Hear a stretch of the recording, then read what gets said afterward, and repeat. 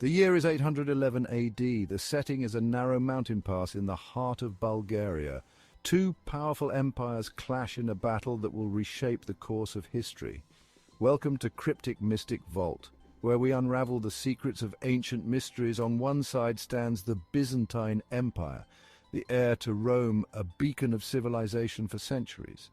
On the other, the burgeoning Bulgarian Khanate, led by a ruler of cunning and ferocity, Tsar Krum. The very air crackles with tension. The Byzantines, confident in their imperial might, are led by Emperor Nicephorus I, a ruler determined to crush this upstart Bulgarian threat. He has underestimated his enemy. He has walked into a trap. What follows is a story of ambition, cunning, and brutal warfare. It is a tale of how a relatively young power, the Bulgarians, delivered a crushing defeat to a centuries-old empire. The Battle of Pliska, as it would be known, would not just determine the fate of two empires, but would echo through the halls of history. This is a story of how the Blood Eagle, a brutal Viking ritual of execution, would cast a long shadow over the battlefield, striking terror into the hearts of even the bravest Byzantine soldiers. It is a story that begins not on the battlefield, but in the courts of power, with the ambitions of emperors and khans.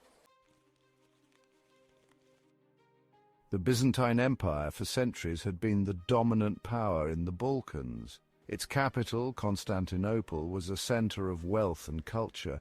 Its legions feared throughout the known world. But by the 8th century AD, a new power was rising in the lands to the north. The Bulgarians, a Turkic people who had migrated from Central Asia, had established a powerful Khanate in the heart of the Balkans. Fierce warriors and skilled horsemen, the Bulgarians posed a growing challenge to Byzantine authority. Raids and skirmishes along the border became more frequent, each side testing the other's strength. The Bulgarians were not content to simply raid and pillage. They were building a nation, forging a distinct identity in the crucible of conflict with their powerful neighbor. They craved recognition, respect, and their rightful place in the tapestry of nations. And they had a leader who would see to it that they achieved their ambitions.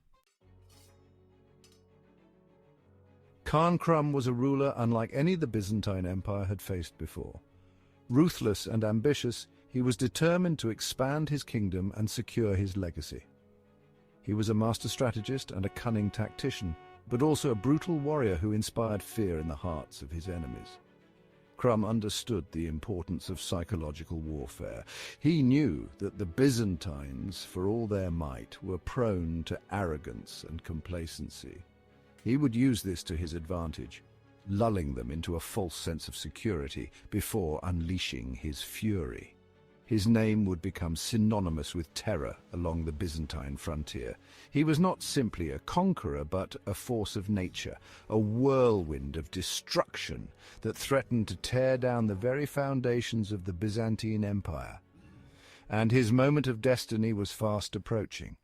Emperor Nicephorus first was a man of action, a capable ruler who had restored order to the Byzantine Empire after a period of turmoil. But he was also proud and ambitious, eager to cement his legacy with a decisive victory over the Bulgarians. He saw Tsar Krum's audacity as an insult, a challenge that he could not ignore. In 811 AD, Nicephorus assembled a massive army, said to be the largest Byzantium had raised in decades. He marched north, his objective clear: to crush the Bulgarian threat once and for all. His scouts reported that Krum had withdrawn his forces, seemingly in fear of the approaching Byzantine might. Nicephorus allowed himself a moment of satisfaction. The Bulgarians were on the run. He would teach them a lesson they would never forget. He would soon learn that pride, as the saying goes, often comes before a fall. For Tsar Krum was not retreating. He was waiting. And he was about to unleash a storm of his own.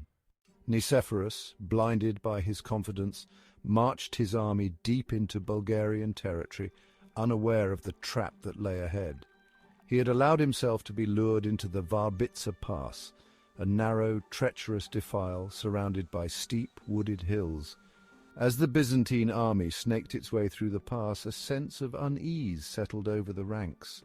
The silence was unnerving, broken only by the clatter of armor and the occasional bird call. They were surrounded, they just didn't know it yet. Suddenly, all hell broke loose.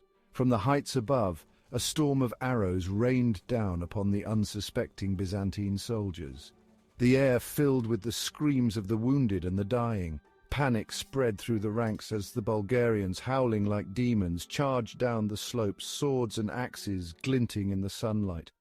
As we ponder the final moments of this battle, we can't help but wonder about the what-ifs and could-have-beens. If the outcome of the battle had been different, the Byzantine Empire might have retained its dominance in the region. This could have led to a stronger Byzantine influence over Eastern Europe, potentially delaying the rise of other regional powers. Imagine a world where the cultural and religious landscape of the Balkans was more heavily influenced by Byzantine traditions. The architecture, the art, the very way of life could have taken a different path, altering the course of history in the region significantly. What would have happened to the Slavic tribes? Would the Bulgarian Khanate have ever risen to power? These questions remind us just how fragile and unpredictable the threads of history truly are. As we step back from the battlefield, we are reminded that each moment in history is a turning point. Each decision, each victory, and each defeat echoes through time, shaping the world we know today. And so the Battle of Pliska stands not just as a historical event, but as a reminder of the countless possibilities that lie within the tapestry of our past. Don't forget to like, comment, share, and subscribe for more mind-blowing discoveries and thrilling adventures into the past.